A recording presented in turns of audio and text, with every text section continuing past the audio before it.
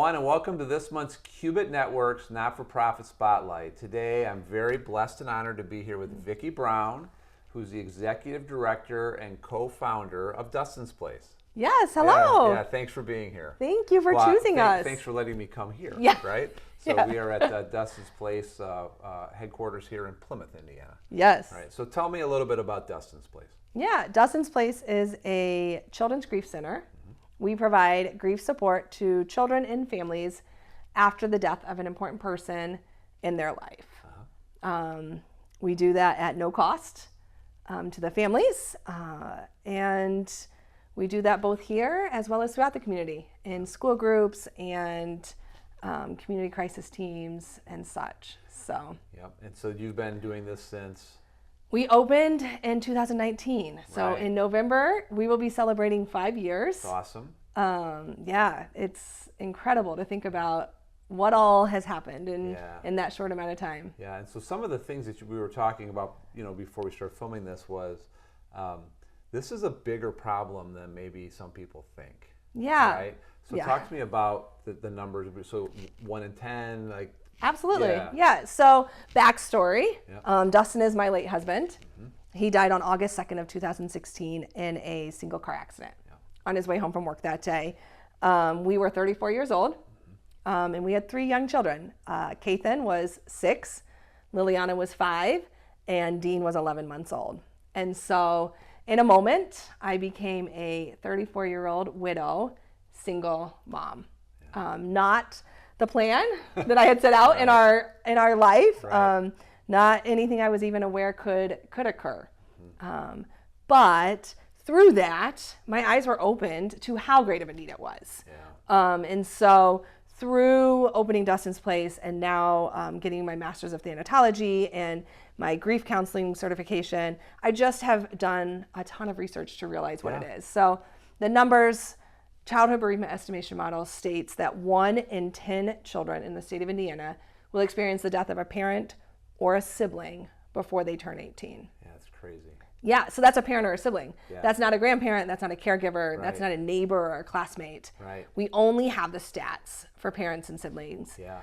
And so when you break that down, like I was telling you, 1 in 10, but that's 2 kids in every classroom. Yeah, that's crazy when you start to think of it Yeah. that way. Yeah, that's 2 kids in every classroom. That's 150,000 kids in our state grieving the death of a parent or sibling before they turn 18. Right.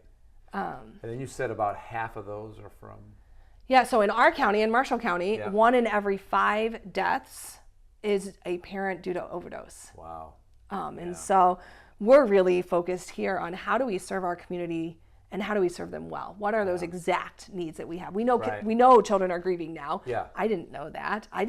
My first exposure to a death, I was in middle school somewhere, and my grandpa died of a natural cause. Like it just hadn't ever impacted me. Yeah. And so it wasn't until Dustin's death where I realized it's not always old people who die. Right. Yes. And I think it shifts our perspective a lot once we realize that. Yeah.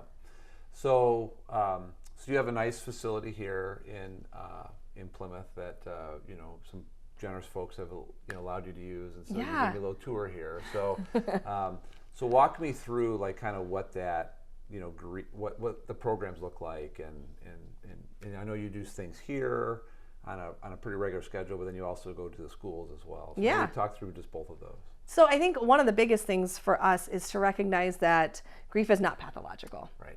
Grief is not a disease. Right. There's not something wrong with us when we're grieving. Grief is an emotional experience. It's a journey that will last a lifetime. Yes. That we need to learn to be supported through. We need to learn how to incorporate that into our life. And so that's our focus here at Dustin's Place. We're not here to fix these kids. They're not broken. They're not. Yes. They're not. They have a broken heart. Sure. Absolutely. Yeah. But they don't need fixed. They need supported. And I think that's something I learned after my husband died. I took my children to therapy because that's what I thought immediately. I need to get my kids in therapy. And my son is an introvert, so much like Dustin. But he wasn't interested in having one-on-one conversations with someone who didn't know him, who didn't know his dad. Sure. And he was not defiant, but he just wasn't engaged. Yeah, right. Thankfully, we did find a children's grief center that we were able to take him to. Okay. So there's only 4 of us in the whole state. Yeah. We took him over to Elkhart to Ryan's place, and he, night 1 comes out, and I'm like, all right, Kathan, how did it go? And he says, well, Mom, there's another little boy there, and his dad died too. Really? And that sentence was where I was like, wow. I'm so worried about fixing my kids, right, protecting them, that I missed what he needed. Yeah. He needed to be supported. Yeah. And so that it was the basis of Dustin's place. We provide grief support. Yeah. We do it in a peer grief group. So we're sitting in the... This is our tweens room. Right. Yep. For our 10 to 13-year-olds. And that's what children need. Yeah. They need to know that they're not the only kids grieving. They need to know, my son needed to know he wasn't the only one being raised by a mom. Yeah. And dad was no longer coaching his baseball games. Right. He needed to know he wasn't alone in this journey. Yep. And then they need a safe space to talk, because as adults, we're uncomfortable with death. Sure. And so we shy away from those conversations. Yep. We don't want to talk about it. Yep. We think if we just shove it under the rug, it'll go away because kids are resilient. Yep. All of those phrases. Yep.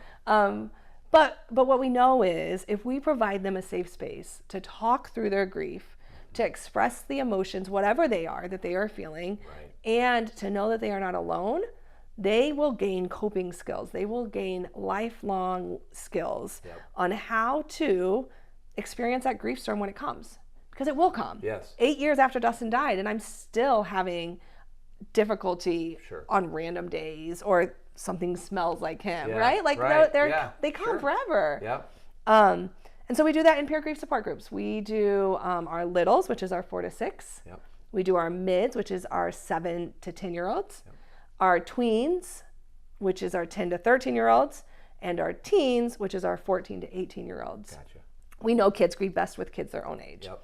But as adults, it's not age that's most important to us. Right. So when I was 34 years old grieving my spouse's death, I didn't need to be with 34-year-olds. Right. I needed to be with widows. Right.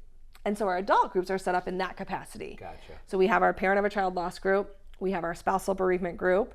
We have our family support group. We have our suicide bereavement and our overdose bereavement groups. Wow. Yeah. So on every group night, we are serving the entire family in one evening, but in individual support. So they're getting their individual care. Following a dinner. Right. Yeah. That is served by volunteers. Absolutely. Right. Yeah. So that's a great, we have our Adopt a Monday Night program where dinner starts every group night because. I thought this was interesting. Yeah. The family meal is so important. Being around a dinner table, something just special happens for families. Yeah. And so we know that's important. But after the death of a person in our house, we avoid that family meal time because that empty chair is a constant reminder of the void that is now in our home. Yep. And so we have found many families avoid that table. They go to TV trays in the living room. Yeah. Or the surviving parents picking up a second job. Yeah. And so they're working at night. And so the kids are eating leftovers or eating out of the fridge. And so we have brought back family meal time. That's so cool. And so that's a crucial part of our night. We start every single group night with a full meal. Community organizations, businesses, churches adopt that night. Yeah. They prepare the meal, they come in and serve the meal, and then they clean up after it and help us in that capacity. Yeah, that's very, very cool. So if people wanted to help you, right? How does that happen? Yeah. So we don't charge. So we are not making our money off of our families. Finances should not be a barrier as to why someone does not get the grief support that they need. Right. And we were talking earlier too that they may already be under financial stress. Absolutely. Right? Yeah. I mean, Dustin was our main income. Yeah. I worked, but his income was what supported us. Right. And so we lost his entire income when he died. Yep.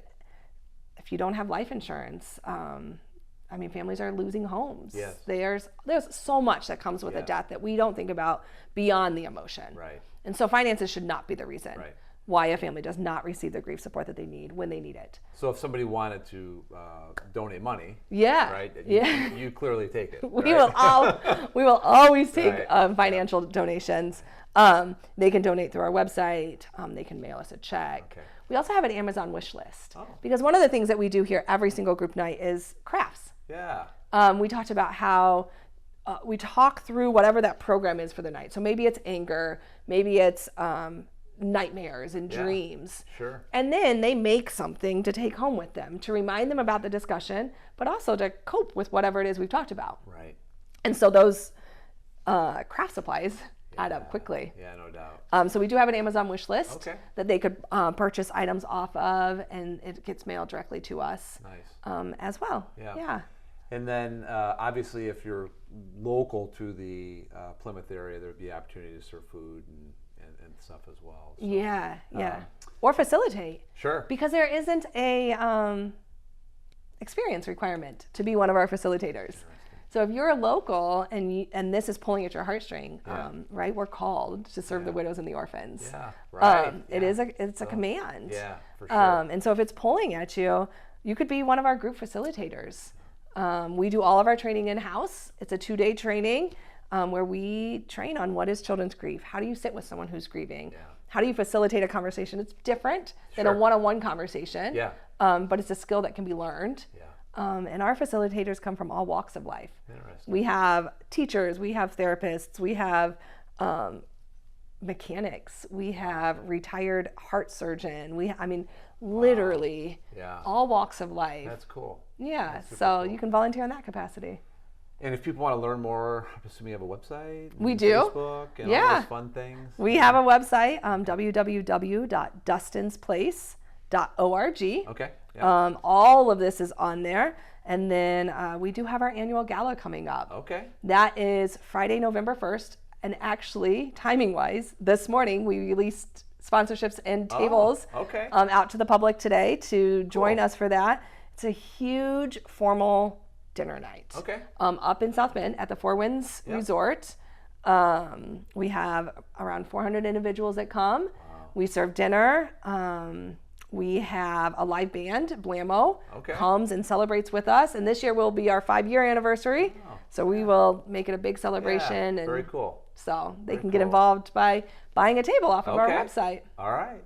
Well, I really appreciate, I learned quite a bit today. Yeah. And I really appreciate what you're doing, especially on the tail end of such a tragedy. Thank you. Thank you for taking the time to show me around and explain it. Yeah, thanks for driving all the way out here. I don't think it was, of course, not too far, but I appreciate. Yeah, and thank you for having a heart for the nonprofits. Yeah, for sure. So thank you. Thanks everybody for watching.